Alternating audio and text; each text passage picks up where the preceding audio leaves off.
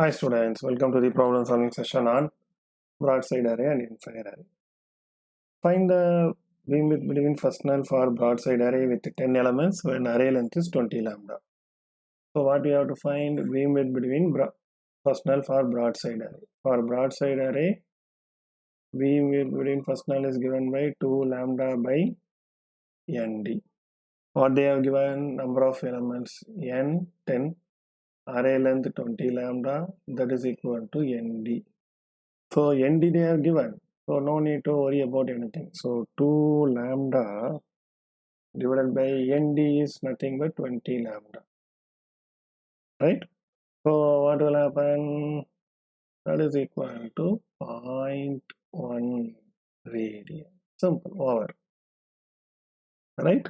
So nd, no need for this n, right? Even with array length we can find nd is equal to 20 lambda. So just answer is straightforward.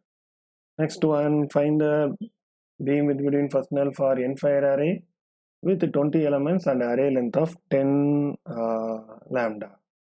So for n-fire array, beamwidth between first null is given by 2 into root 2 lambda by nd.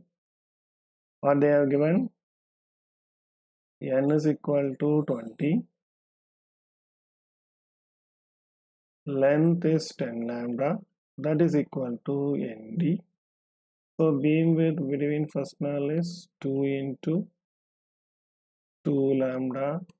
N lambda is 10, nd is 10 lambda, 0.2, 2 into 0.2, that is equal to 0.8944